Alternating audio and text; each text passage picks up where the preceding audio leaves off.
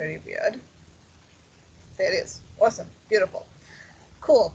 So what we're going to do today, guys, is we are going to look at different types of wireless attacks. So this sort of links to mobile attacks in a sense, but we talk about wireless attacks first before we go into mobile technology, and that's going to be for tomorrow. I've got some interesting videos to show you guys as well, which basically looks at remote jamming and stuff like that, which is quite cool, which is how crime usually works, especially here. Okay, so there's several attacks that can be directed against wireless data systems.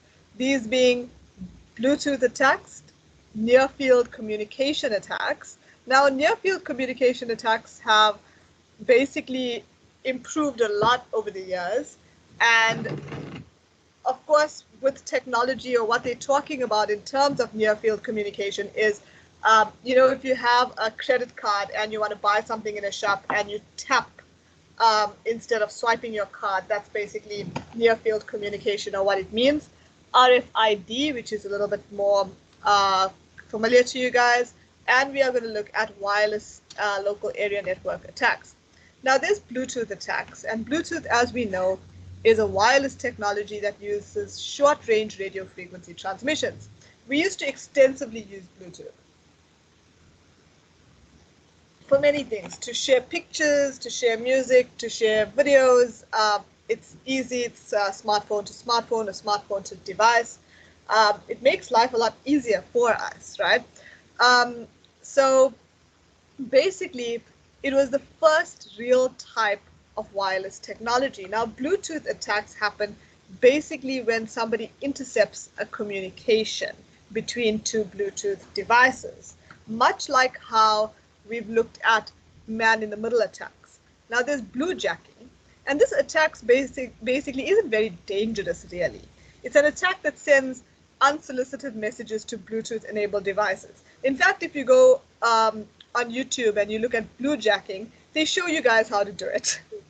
Okay, so bluejacking is considered more annoying than harmful because no data is really stolen. It's just you sending a message to somebody via Bluetooth, and it keeps registering on their phone for as many times as you send it.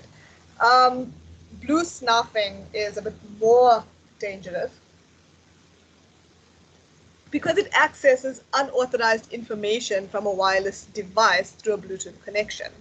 So this often is between cell phones and laptops, and attackers copy emails, contacts, and other data by connecting the Bluetooth device without the owner's knowledge. Now, near-field communication, before I talk about the near-field communication attacks, let me show you guys a video on near-field communication. I think I called it NFC. Yes. Welcome to NCIX Tech Tips. Today we are revolutionizing your ability to be lazy. Gone are the days of being a geek and reading forum posts about how to wirelessly pair this with that and whatnot. Today we're going to explain to you what near-field communication, or NFC, is. Okay, it doesn't quite work like that. You'll have to watch the rest of the video. Jeez, calm down.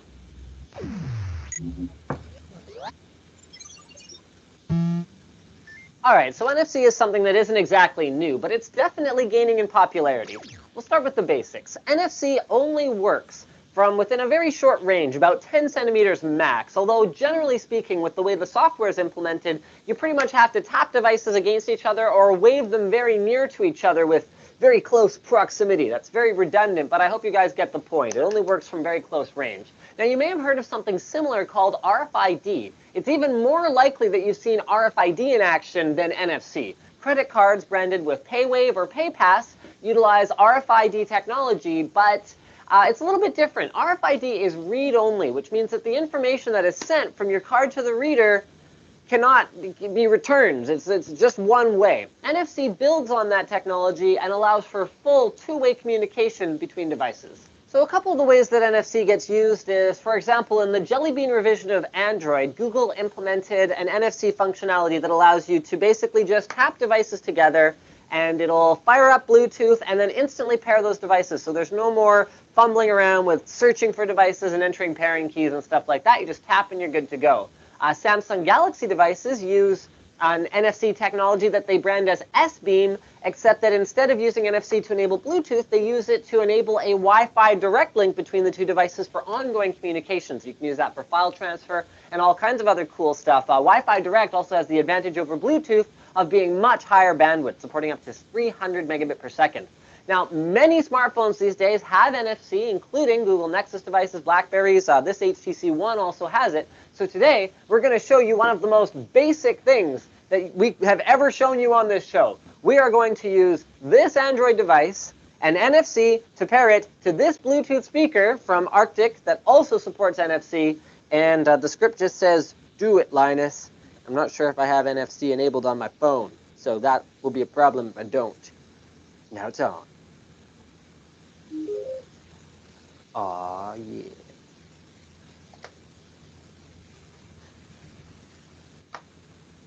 Yeah.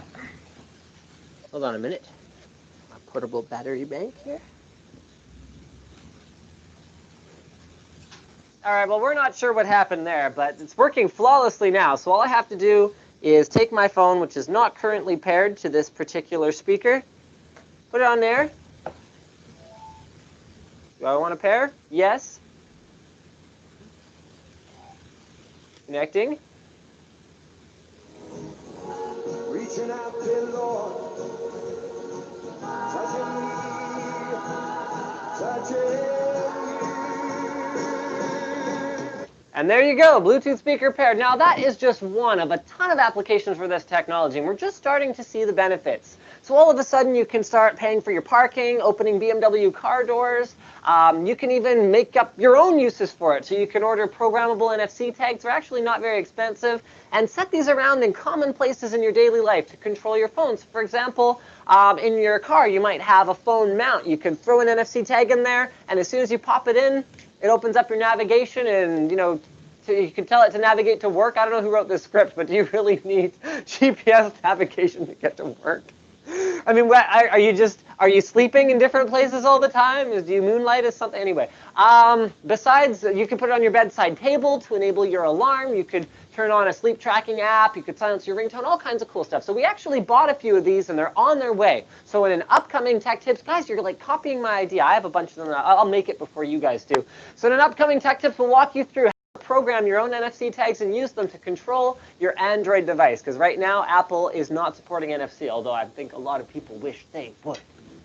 Okay, guys, so NFC, yeah, it is used now, especially with your card machine. So when you tap, of course, then money comes off your account, but you use it with cards and stuff. So they have improved on this technology. I think the video that I've just shown you was 2014, so things have changed since then.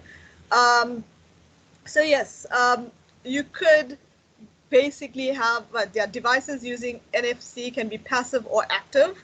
So passive contains information that other devices can read, but does not read or receive any information, or an active NFC device which can read information as well as transmit data. Okay, so yeah, we saw a few examples of the uses of them. Yeah, you can use it to start your car basically, or open your car doors, entertainment, I suppose, yeah, with speakers. It works a lot like Bluetooth, by the way. But mostly at this point, contactless payment systems. We use it with the tap and go for cards and stuff. So yeah, but how can this be an issue? Well, there are vulnerabilities in NFC communications, just like they are with most wireless technologies. So there's eavesdropping that can happen. So unencrypted NFC communication between devices and terminal can be intercepted and viewed. So the attacker has to be close, though, to basically be able to do anything in terms of have a Bluetooth attack or to launch an NFC attack. So the attacker has to be within very close proximity. Data theft, attackers can bump a portable reader to a user's smartphone in a crowd to make an NFC connection, but it's generally difficult for attackers to basically use this because they have to be in close proximity to the user, as I've said. Man-in-the-middle attacks. The attacker can intercept the NFC communications between devices and forge fictitious responses. And of course, data theft. So obviously, if someone steals your smartphone, it can allow the person, well, yeah, I think that's just called theft anyway. You don't need NFC for that. RFID. So commonly used to transmit information between employee identification badges, inventory tags, book labels, other paper-based tags that can be detected by a proximity reader. So most RFID tags are passive. They don't have their own power supply, and they do not require power supply either because they are very small. So they are susceptible to different attacks as well, but mostly the types of attacks that they would have is unauthorized tag access. So a rogue RFID reader can determine the inventory on a store shelf. Fake tags. Authentic RFID tags are replaced with fake tags that contain fictitious data about products that are not in inventory. And of course, eavesdropping. So unauthorized users could listen on communication between RFID tags and users. Wireless local area networks. So a WLAN is designed to replace and supplement a wired LAN. So we know this because this is pretty much the way the world is going. So Varsity College has a WLAN, a wireless local area network. So it's important to know the history and specifications of IEEE WLANs and the hardware necessary for wireless networks. So different types of wireless LAN attacks are directed at enterprise and home users. They do stress a lot, do not use public Wi-Fi. And there's reasons for this because attackers can really impersonate wireless networks in a lot of ways, which we are going to actually be looking at. By the way, when they mention IEEE, guys, it actually stands for Institute of Electrical and Electronics Engineers. And basically, this is a group of people that came together years ago, and they set up all these standards that we use still today for IT. As you can see, it dates back to 1884. So in terms of standards for any IT process, they are like the gurus in terms of that. So yeah, that's just so that you know. So they basically set a standard for WLANs and basically said what features should be enabled within your wireless LANs as well. So we're not going to go into too much details with it because we really want to look at how these things can be attacked. So wireless client network interface card adapter is needed in terms of wireless LAN hardware, and it provides the same function as a wired adapter. It's an antenna as well that you need to send and receive signals through airways. Access points are very important. So these are antennas and radio transmitters to send and receive signals, bridging software to interface wireless devices to other devices. And basically your access points are what actually can be intercepted. So they act as the base station for wireless networks and act as a bridge between wireless and the wired part of your wireless networks. Because of course there are some parts that are wired. Yeah, a WLAN using an AP is operating in infrastructure mode. So in terms of our wireless LAN architecture, we've got our hardware, which makes up part of our infrastructure. And of course, we've got software that works with it. And within that software and hardware, hopefully there are firewalls. Devices can only communicate between themselves and cannot connect to another network. So these are networks that are not using AP operate in ad hoc mode. Now, if you look at Varsity College, we wouldn't call it a residential WLAN gateway. It's actually quite a bit bigger. So if you have to think of home or small offices, they would use a residential WLAN gateway to connect to the internet. Varsity College would also have these features as well: AP, firewall, routers, dynamic host configuration, and so forth. When you guys are next on campus, maybe try asking IT what their configurations are for WLANs. But what are the dangers of these wireless LANs? Well, public internet we know is pretty dangerous as is. So this would apply to any public network, including VCs in a weird sort of way. So there's very specific types of attacks that can happen.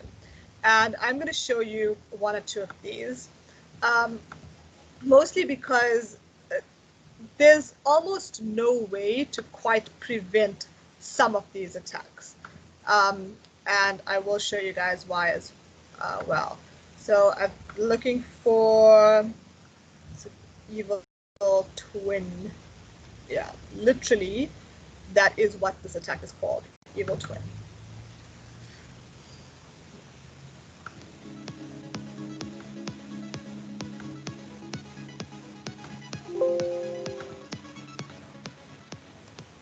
So Andrew, now we're doing this sort of Evil Twin demonstration, and I'm in a hotel, and I want to access the Wi-Fi, and I go to my computer, and I see in this little box here, oh, here are all the Wi-Fi access points that are available to me, and one of them is called Typical Hotel Wi-Fi.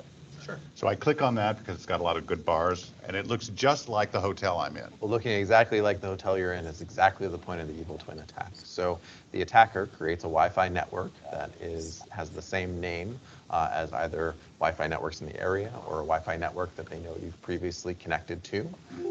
They make their signal stronger than all the other networks in the area, so you're more likely to connect to them. And then once you connect to them, all of your internet communication passes through the attacker's network, through their computer, so they can monitor and modify any of your communication. So here it's asking me for, my email address, my password. They're able to see all of that when I enter it. But more than that, purchase access for $5 for 3 hours. If I purchase it, I've got to give them my credit card. Right. At which point they have my credit card, expiration date, CCV code. If you were in a hotel that provided free Wi-Fi, you might recognize this as being not expected, right? Like normally they would ask you for something like your room number and your last name. That's a very reasonable request. But in this case, they're asking you for payment card details. And if you're expecting free Wi-Fi, at that point, you should probably give the front desk a call. Take me through that again. The hotel I'm in will probably show up here. Sure. The fake hotel, the typical hotel, will also show up here. How do I know which is which? There's no way to know which is which. They'll be virtually indistinguishable. So does that mean that I just shouldn't use free Wi-Fi in hotels? I wouldn't say don't use free Wi-Fi in hotels, but you should definitely take steps to protect yourself. So you should know if this hotel provides free Wi-Fi, and if so, what should be required in order to access the free Wi-Fi. But if you're expecting free hotel Wi-Fi and you're being asked for credit card details, at that point you might want to bail out. Just no Wi-Fi is safe ever. No, of course I use Wi-Fi, but I tend to compartmentalize what I do on public Wi-Fi versus the Wi-Fi in my home. So when I'm on a public Wi-Fi network, I don't do my online banking. Mostly I would recommend, if it's a particularly sensitive function, if it's online banking or something similar, I don't do that on public Wi-Fi. Okay, yeah. So that is Evil Twin. And yeah, as you heard, there's no real way around that one. I liked this video as well that I'm going to show you. Quite similar to the one we've just seen. But yeah. Well, we've been warned repeatedly that using free public Wi-Fi can put our personal information at risk. But facing a choice of using up our data or connecting with free Wi-Fi, most of us take the gamble. So what is the risk? WBZ's Christina Hager got a lesson from a real-life hacker.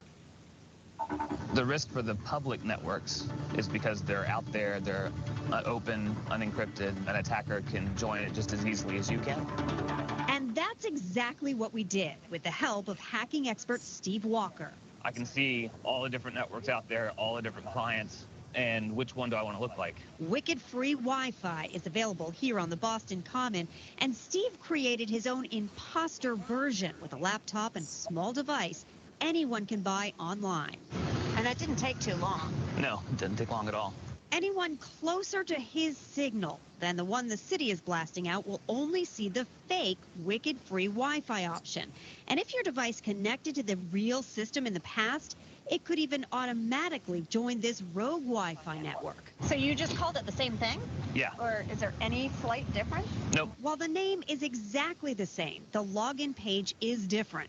And that's my login page that I gave you. For Steve's fake Wi-Fi, he created these two phishing links to Facebook and Gmail. I could sign in here, and now you know my Facebook password. That's right. Password was Hager. Yeah, C. Hager. That's my name. Steve is seeing every letter as I type it. Could you be a fake business and take someone's credit card information? Yep. And even if you don't fall for the links, once you're connected to the imposter Wi-Fi, he knows your every online move. You're going to Google. Anything I'm reading, you can see what I'm interested in. Yep. This vulnerability can be exposed through any free and open Wi-Fi at coffee shops, stores, airports, hotels, anywhere. There's always a risk when you join any type of public Wi-Fi. If you do join, cyber defense expert Peter Tran recommends turning off any file sharing apps. And for iPhone users, this means AirDrop. And if you're going to be on public Wi-Fi, make sure you're not working with sensitive data or things that you normally would not want to just share with everybody. And before typing in credit card numbers or passwords, look at the address bar and make sure you see this lock, meaning the website is secure. On Steve's fake Google page, the address bar didn't even have that lock. And instead of google.com, you only see a series of numbers. That's a big red flag. All of this adds up to the reason for this advice. If you don't have to get on public Wi-Fi, don't do it. Christina Hager, WBZ News. Good. Yeah, guys.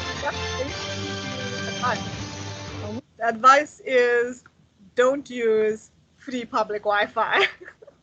And in fact, you guys could launch a very similar attack as well. Well, if you wanted to. I think at VC it's called Edu Wi-Fi or Edu Guest. So somebody can easily set up a fake Wi-Fi point and, of course, get people's details. So that's rogue access points, evil twins. Of course, intercepting wireless data goes with man in the middle of attack. Launch one attack at VC. You could. Can you teach us how to do that? Yeah, remind me. And then and we'll attack these poor souls that don't want to use their data. Yeah. Intercepting wireless data is exactly the same as make it practical. Yeah, make it practical. I should have actually told the third years to do that this year with their third year project actually for security. So yeah, you guys are giving me ideas here.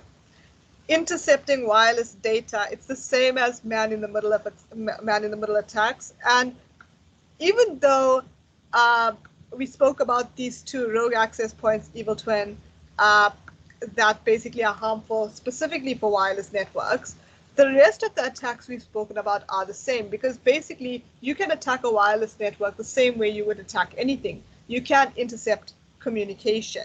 You can use a denial of service attack to bring a certain network down. So yeah, quite easy actually. Yeah, it's actually one of the easiest, I would say, attacks is your wireless landlines. Rogue access points is an unauthorized access point, allows an attacker to bypass network security configurations. And as they said in the video, most public Wi-Fi structures are unencrypted. So if you are in an organization, though, this rogue access point is set up usually by an insider, which we did in pretty much Learning Unit 1. So an insider would be a disgruntled employee or an employee that gives somebody rogue access to communications. Yeah, maybe set up behind a firewall, opening the network up for attacks. So generally, if it's a specific organization, it would be an insider that does this. If it's a public network, then it's because your communication on that network is unencrypted, so they could gain access to rogue access points. So we've talked about evil twins already. I've shown you guys how that works. Intercepting wireless data. So an attacker can pick up the RF signal from an open or misconfigured AP And using WLAN to read the data, they could yield significant information to the attacker. So it's exactly the same as we've seen, but it works a lot like your man-in-the-middle attack. So your attacker can send packets to whoever the user is interacting with and vice versa. Wireless replay attacks are just like session hijacking. So an attacker captures transmitted wireless data, records it, then sends it back to the original recipient without the attacker's presence being detected. So just like, session hijacking, they basically are jacking the session. And yeah, as we've talked earlier, man-in-the-middle attacks. Wireless denial of service attack. You can use RF jamming. So attackers use intentional RF interference to flood the RF spectrum with enough interference to prevent the device from communicating with the access point. So that is basically making the signal very, very unclear. Spoofing. Attackers can craft fictitious frames and pretend to come from a trusted client when it comes from an attacker. And of course, they can manipulate duration field values. So they can send this frame with the duration field set to a high value, which prevents other devices transmitting for that period of time. I'm going to show you guys an interesting video on that as well. Attackers, obviously, their purpose is to steal data, read transmissions, inject malware, and of course, do some damage. Basically, that's really their intention. So, wired equivalent privacy. So, even though we talk about wired equivalent privacy, and this used to be the standard that we used, it's not exactly as safe as the standards we use now. So we talked yesterday a lot about encryption and encrypting plain text to ciphertext using a secret key, or using secret keys. But what I actually do want to show you guys is how unsafe web can be, and I am going to show you another video on this particular thing. It seems like not too long ago that stealing things from the airwaves just meant recording radio broadcasts of songs about Barbie girls and wanting it that way onto bootleg cassette tapes. But now, with details of our personal lives and billions of dollars worth of transactions constantly being beamed around over Wi-Fi, securing all of this stuff has become a huge priority for more than just Nick Carter. Well, yeah, Linus, that's what those passwords that clever people put in place over their wireless networks to keep unwanted intruders from accessing computers and files on the network are for. If you got one of those, you're safe, smart guy. Actually, you're partly right. Password protection on your Wi-Fi hotspot is a must these days, with some places even holding the internet connection owner liable for cybercrimes committed through their unsecured access point. But that's also a gross oversimplification. Not all passwords are created equal.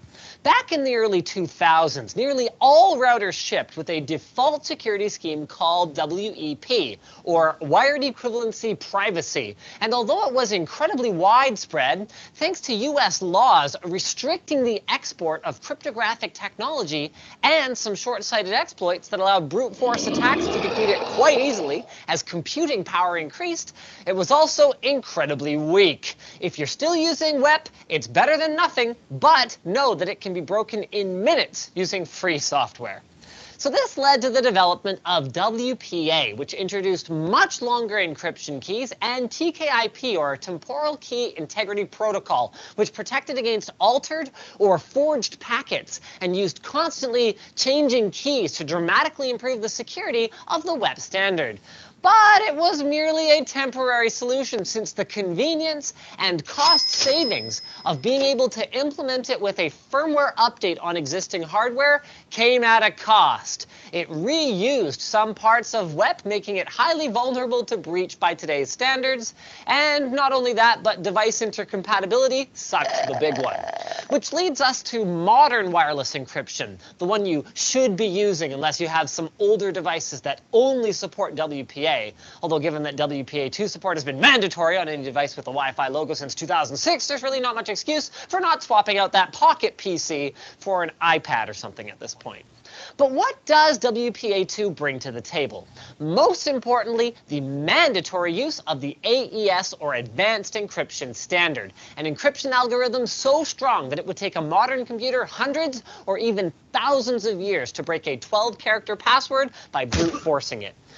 Which doesn't mean it's bulletproof, though. You know that one-button Wi-Fi setup thing, WPS? It's convenient for home use, but turn that crank off for your business network because someone who has previously had access to the network, let's say, for example, a disgruntled employee, could break your WPA2 security in a couple of hours. And on top of that, if you're concerned about your personal data being stolen, security comes with you, not just when you're setting up your access point, because even the strongest encryption in the world between you and an access point can't protect you if that access point is being operated by someone who wants to get into your base and kill your dudes, or at least steal your banking information. Beware of public Wi-Fi networks and ensure that whatever you're connecting to belongs to an individual or a business that you trust. Speaking of trust and being connected on Okay, guys, so now we actually use the AES2 standard, Advanced Encryption Standard 2. But yeah, what he was talking about in terms of WEP, it is quite easy to actually break because of the short length of encryption. And yeah, basically your attackers are clever. They can see duplication when your initialization vectors start repeating. So WPS. WPS is an optional means of configuring security on WLANs. So two common methods is a PIN method. So it utilizes a PIN printed on a sticker of the wireless router or displayed through a software wizard. So of course the user then enters the PIN and security configuration automatically occurs. Or it's a push button method, which Linus just spoke about. Users push the button and security configurations take place. So of course there are design and implementation flaws with this. So there's no lockout time limit for entering pins. The last pin character is only a checksum.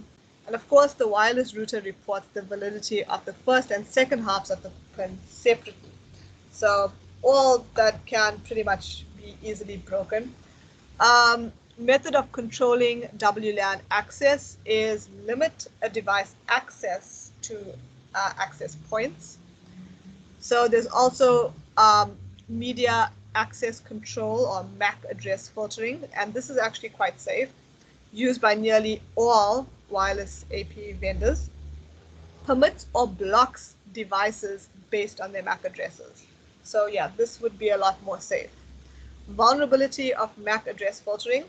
Addresses exchanged in unencrypted formats. That if this happens, attackers can see the address of the approved device and substitute it on his own device, so making it look like it's coming from a legitimate user. And managing large number of addresses is, of course, challenging. SSID broadcasting, so service set identifier. The user supplied network name of a wireless network, usually broadcast so that any device can see it. So this broadcast can be restricted, but some wireless security sources encourage users to configure their access points to prevent the broadcast of SSID. So not advertising SSID only provides a weak degree of security and has limitations. SSID can be discovered when transmitted in other frames and may prevent users to be able to freely roam from one access point coverage to another. And it's not always possible to turn off SSID beaconing. So yeah, So they talked about, we spoke about WPA. There's WPA Personal and WPA Enterprise, and this addresses encryption and authentication. There's also Temporal Key Integrity Protocol, and it's used in WPA, and it's a longer key that is used than WEP, and it's dynamically generated for each new packet. So basically, a lot of what we're talking about is encryption, and the reason we want to encrypt all our data is to prevent these nasty man-in-the-middle attacks. So authentication for WPA Personal is accomplished using a pre-shared key. So after the access point is configured, the client device must have the same key value entered, of course. The key is shared prior to communication taking place, and it uses a passphrase to generate the encryption key. So this must be, of course, entered on each access point and wireless device in advance. So it offers a slightly higher degree of security. In terms of key management, key sharing is done manually without security protection. Terrible. Keys must be changed on a regular basis, and keys must be disclosed to guest users. Passphrases of fewer than 20 characters are subject to tracking. I think that's the same with passwords as well. It's obviously a lot easier to crack a very short password than a very long one. Okay, WPA, now there's WPA2. WPA2 is stronger. Is it possible to track down a router's password if I connect it via WP, my neighbor's Wi-Fi? What are you doing? Kian, I think it can be possible depending on their security settings. Possible to track down a router's password. Why do you want to know your neighbor's password? The router's password. That's a bit crazy, yeah. Yeah, it could be, but yeah, the WPS, yeah.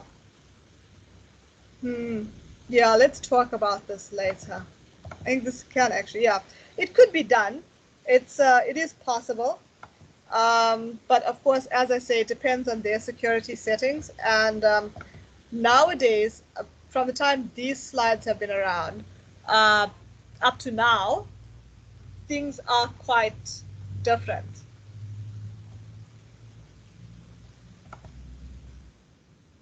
Okay, now we use this over here, this amazing advanced encryption standard.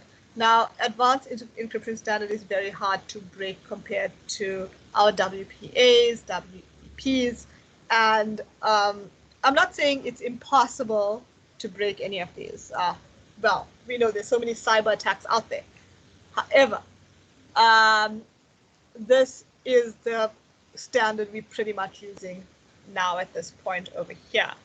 So it's originally developed for wired networks, provides a greater degree of security, implementing port-based authentication, and it blocks all traffic on a port-by-port basis until the client is authenticated, making it a lot more secure. Okay. Extensible Authentication Protocol is a framework for transporting authentication protocols. So it defines your message format and uses 4 types of packets: request, response, success, and failure. So these are generally used for Microsoft Windows logins and passwords, and it basically creates encrypted channels between your clients and your authentication server. So yeah, you guys have more homework to do. Next year, ask IT, or maybe even this year if you guys are going onto campus, if they are using Extensible Authentication Protocol for authentication in the LAN. That'll be interesting to see what they say.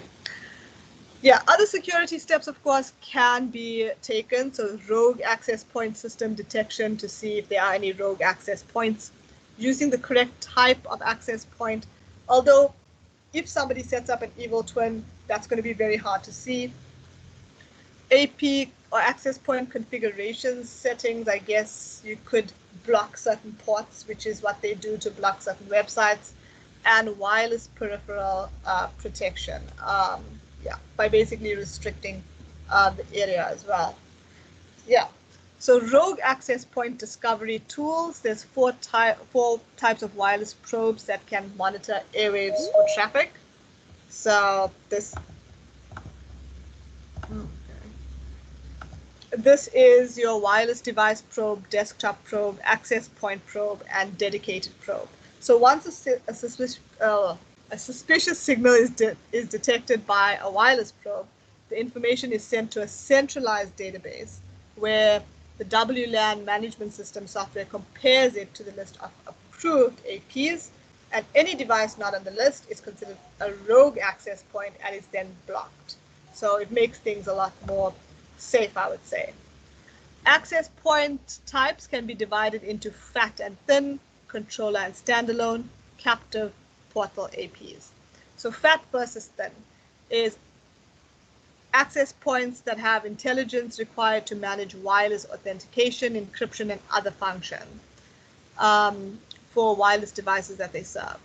Lightweight APs or access points do not contain all management and configuration functions found in fat APs. Standalone versus controller APs.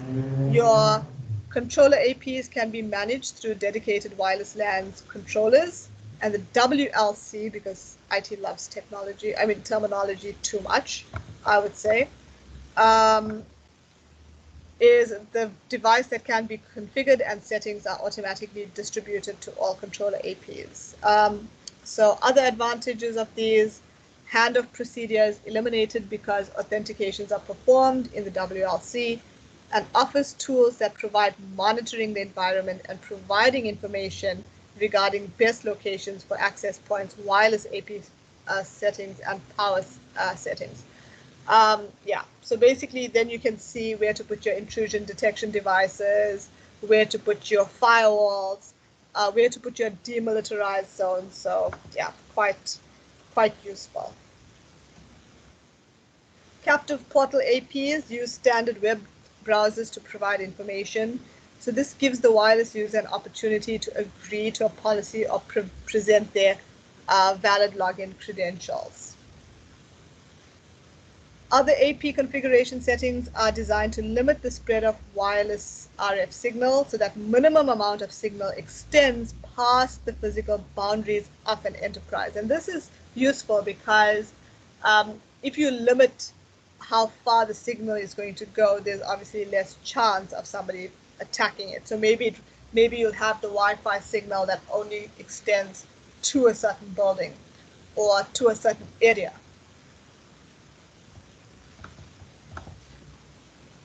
Okay. Signal strength settings. Some APs allow adjustment of the power level at which the LAN transmits. So reducing power allows less signal to reach outsiders, which is great. Some APs provide the ability to adjust frequency spectrum settings. So that's frequency band, channel selection, and channel width, most likely. Antennas. APs have to be located near the center of the coverage area. So placed high on the wall, basically to reduce signal obstructions and deter theft. And if possible, the access point and antenna should be positioned so that minimal amount of signal reaches beyond the security perimeter of the building. So wireless peripheral protection, vulnerabilities in wireless mice and keyboards are common. One attack could let the threat actor inject mouse movements or keystrokes from a nearby antenna up to 100 yards away. So protections are updating or replacing any vulnerable devices, switching to a more fully tested Bluetooth mice and keyboards, and substitute with a wired mouse or keyboard. Wired is always safer for some reason. Yeah, there are two videos I really wanted to show you guys because I actually think that they were just so interesting. And it actually deals a lot with, yeah, one was the car, is it free Wi-Fi? No. There was one. It was, yeah, it was the JAMA. Yeah. So I wanted to show you guys this video. I thought this was really, really awesome. What's up, guys? I've got something really cool I wanted to show you guys. A Wi-Fi jammer that costs as much as a cup of coffee. So here it is, and this is called the Node MCU. It basically essentially has a Wi-Fi chip that it can transmit Wi-Fi from. It's mostly used for hobby projects, but this one in particular can be used for Wi-Fi jamming. That means with your iPhone, with your Android phone, with your computer, you can actually use this thing to prevent people from accessing the internet and so on.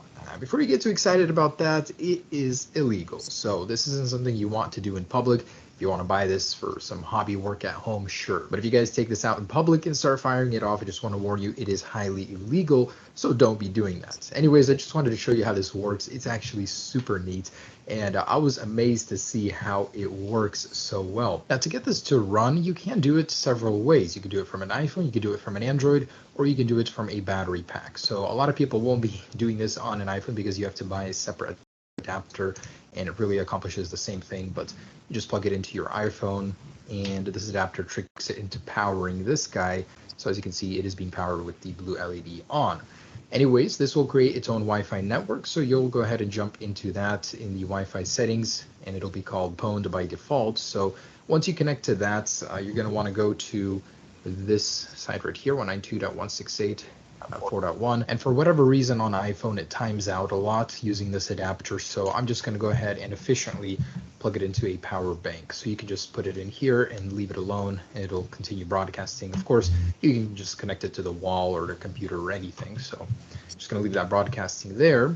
And on my other iPhone, I'm going to connect to it once again. So once you are connected to the network that this creates, you're going to go to this IP, and this is the interface you're going to get. So once you scan over here, it'll tell you which networks are in your area. For example, I went ahead and started up a personal hotspot, and over here connected to it on this device. So just as a proof of concept, I'm going to show you guys that websites do work on it perfectly. I'm going to go to Jalopnik here, and it loads. So connected to the iPhone. So I'm going to choose this guy. This guy's his network, Phone Rebels iPhone. I'm going to select it, and then we're going to go to attack. So in here, I'm going to start deauthorizing. So it will prevent this guy from connecting to the network, really anybody on the network. Now, let's try loading up. It just worked a second ago, so it should continue to work, right? Nope, wrong. It will never connect. If I actually jump into the settings over here, you can see that it starts freaking out, and I'm going to forget this network here. So if I try to connect to the Phone Rebels iPhone, it connects, disconnects, connects, disconnects. It will keep doing this in a loop forever. So this thing totally messes with it. And it has nothing to do with the firmware the phone is on. This thing is on iOS 10.3.1, the latest. It's all about the Wi-Fi network. Now, it's a hole that has been patched by 802.11w standard, but so few routers actually use it. So this will work on like 90 to 95% of connections in public, Starbucks, really anywhere. And it's kind of scary how prevalent it is. So you won't be able to connect. Should I decide I want to end the torture, I'll click stop, and it will connect to the network successfully and begin loading as it should. So cool. Now you can take this even further by doing this. So let's say I want to, mess with the person. So I'm going to start a beacon list to confuse them. So down here, I'm just going to go ahead and click random. I'm going to create 64 fake Wi-Fi networks, and on the list, click start. So if I do run the disconnect to deauthorize command, and they go to check on their Wi-Fi to see what's going on, this is what they're going to see. They're literally going to see like a cluster of fake Wi-Fi addresses here, and the longer your phone scans, the more it'll find. So it can be really, really frustrating what you can do with this thing. You can really, really mess with someone. You can even change the names to whatever you want individually. So if you want to target that person specifically and tell them mean messages through here, you definitely can. Let me do that. So I'm going to add a name, say Peter, you idiot. Okay. And now that that's on the list, it should be transmitted through the chip to any other iPhone on here. See right there, Peter, you idiot. And when you try to connect to them, they will really do nothing. So you can have some jolly good fun with this. Also, if you want to be a little bit more specific, you can actually choose your client. So you'll be able to see who is on that network connected to it. And by doing this, you can target out individual people. Just by having nobody selected, it'll target everyone by default. So essentially, you walk into your class at college or something, and you can block everybody out of Wi-Fi using this little chip. That's kind of scary. So that's just about it, what you guys can do with it. And if you really want to be mean, you can do it to anyone. The thing is, it doesn't matter if you have the passcode to the network or not. It will just mimic the signal and transmit it to everyone, basically blocking their connection. So just wanted you guys to be aware of this. If you guys want to buy one of these as a hobby, you can find them all over the place. I'm not going to link them because, you know, they could be used for illegal purposes, but just wanted to show you guys how cool this is. I mean, even though you're not going to be able to use it in public, it's still pretty neat to mess around with. So $5, you can really mess up someone's day. The reason these things are even illegal is because this can block the signal going to emergency services or something like that, and really the FCC doesn't want that to happen. So it's more of a safety thing than anything else. So guys, hope you enjoyed this little look at a Wi-Fi jammer for your device. It's super cool, super evil, and super illegal. Peace. Okay, guys, awesome. What do you guys think? Thoughts? Looks like something Telkom invented. Okay, I mean, look at how simple it is, guys. To basically, I need one. Yeah, you guys can cause quite a bit of havoc at VC with one of those things, huh? Yeah, definitely. So, yeah. So, yes, I know blocking out Wi-Fi is inconvenient. Sure, definitely. Okay. But how about jamming something?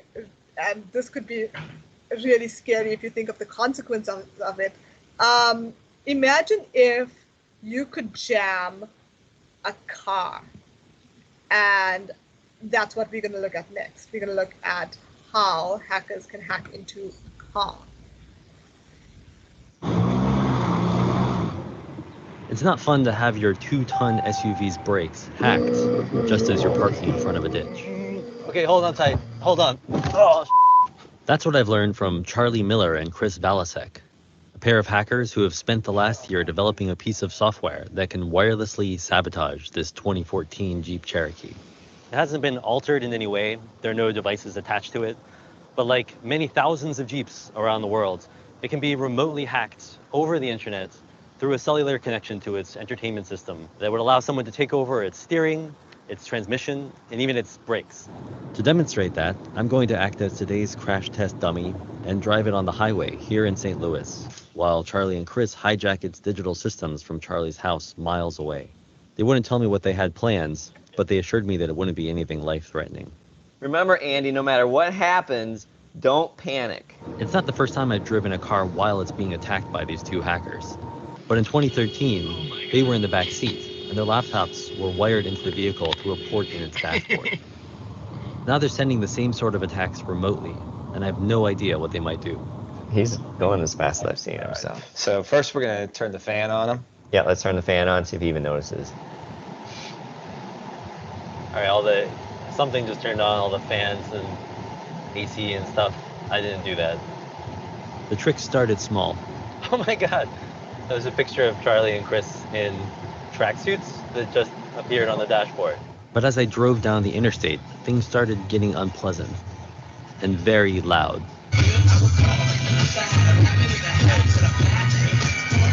Perfect.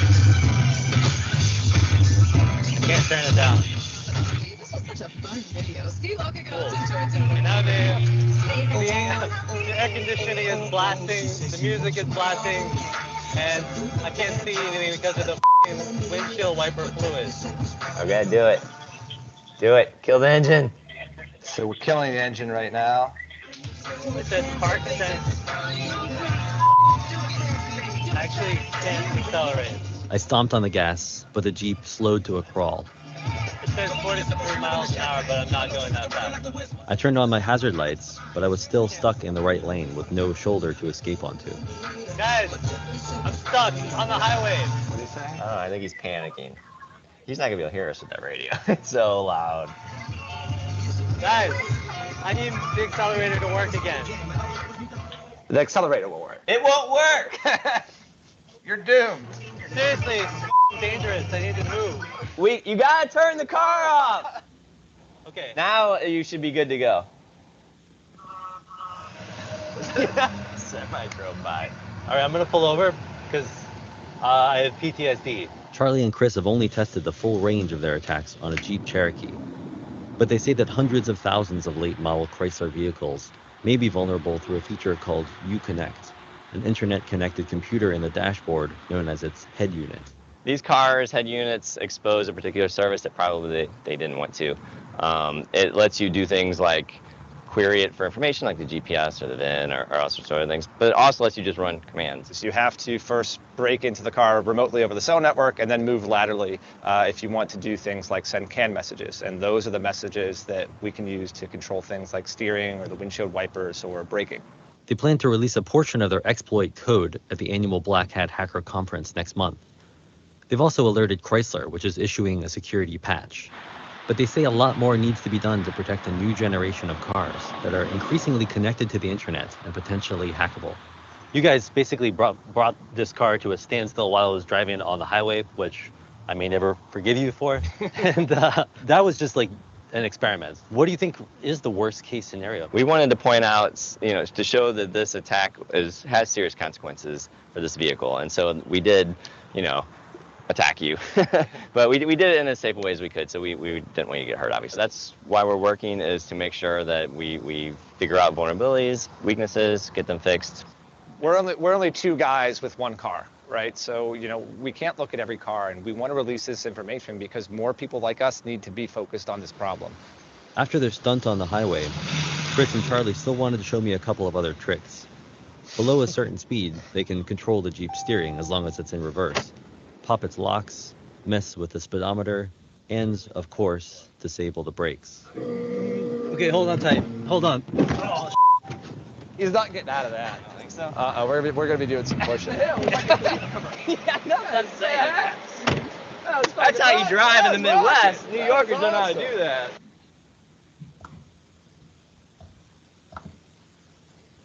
Okay, guys, thoughts?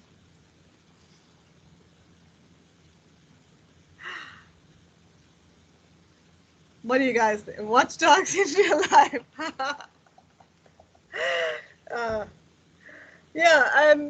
If you think about it, this could actually be a potentially dangerous problem, of course. And of course, probably the best job in the world. The hackers or the guy driving the car. Would you guys be the guy driving the car?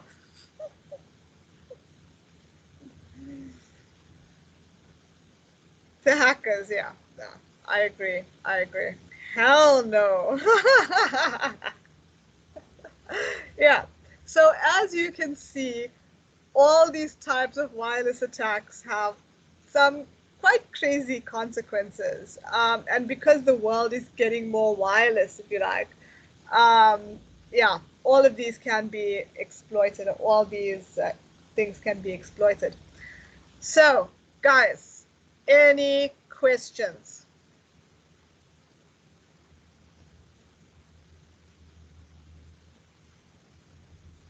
Comments, queries, complaints?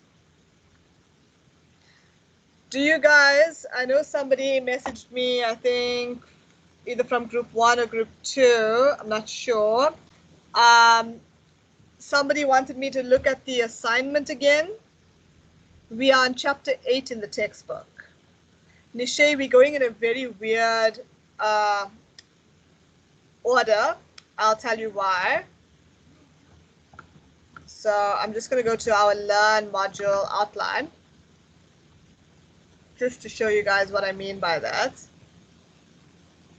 Yeah, we're going in sort of a weird order because your learning units have chapters in sort of different places. So for the first one, we more or less went in order. We did chapter 1, of course. Then when we hit chapter 2, learning unit 2, we did chapter 2 and chapter 5. When we went to learning unit 3, we did chapter 9. Okay. When we went to learning unit 4, we did chapter 6 and chapter 7. Learning unit 5, we went back in time to chapter 3 and 4.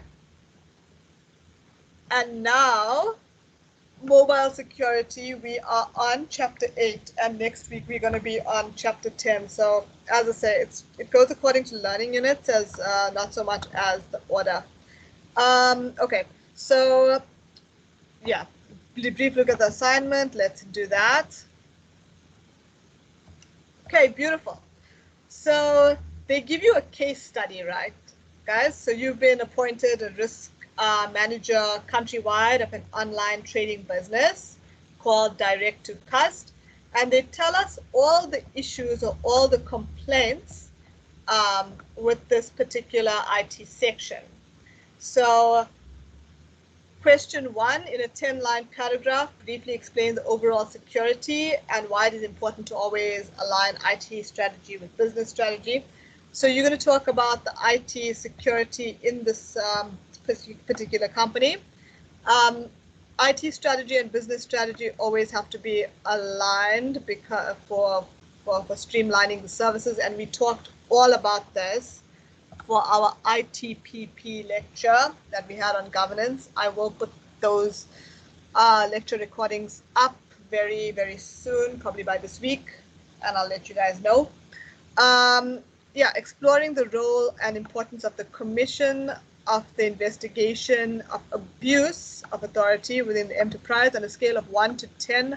How do you rate the data security approach and implementation? Well, very bad if they had all these complaints, but I think that's relatively easy to do.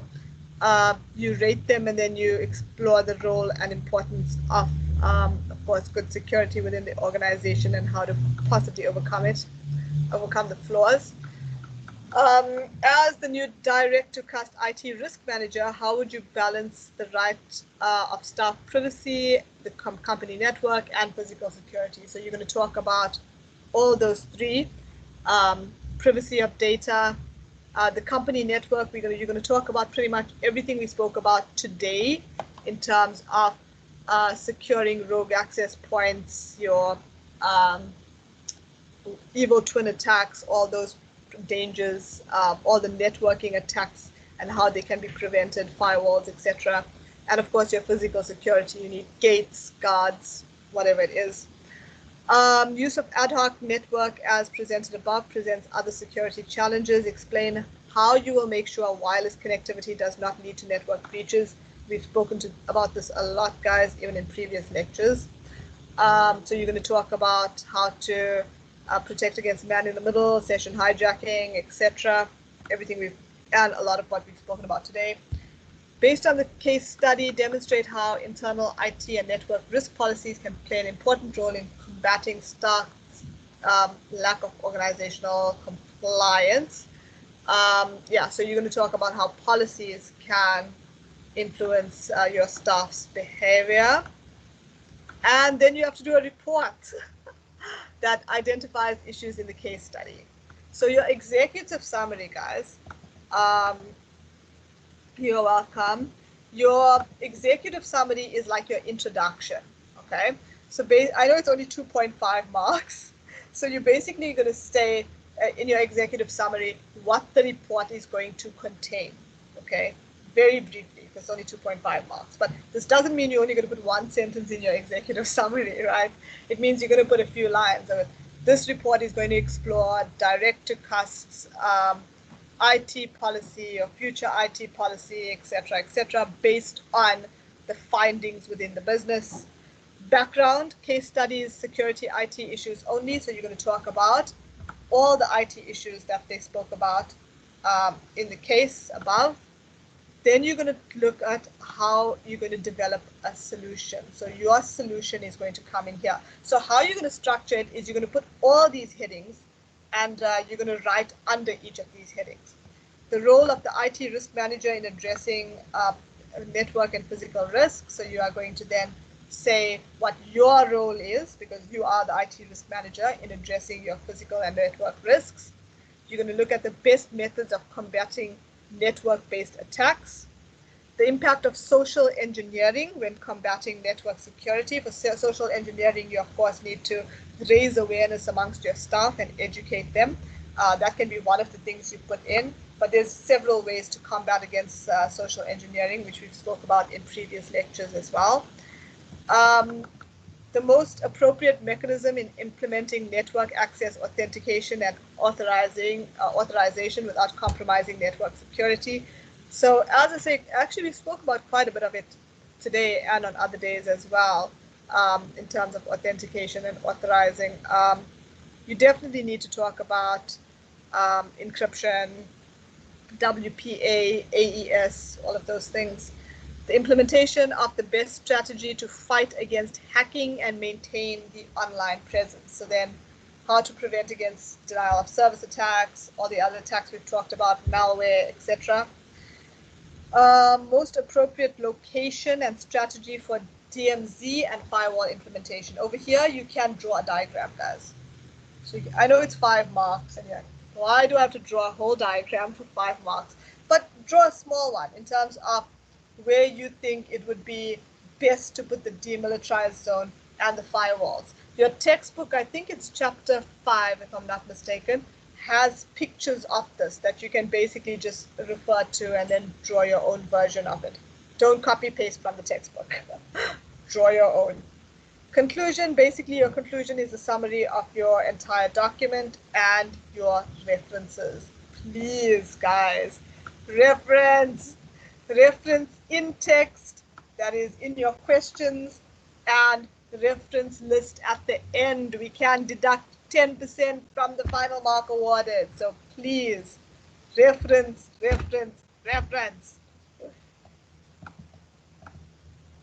Is there a certain structure? There's no certain structure really. That's why I say what you do is just put the headings, and under the headings put your answers, or basically you start writing. But you use this as your template. So these will be your set of headings, and you're going to write underneath all of these. I think that's the easiest way to do it. So I hope that answered your question. Anything else, guys?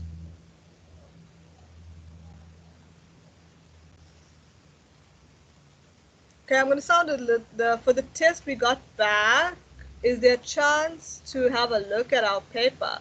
I've given you guys feedback for it. I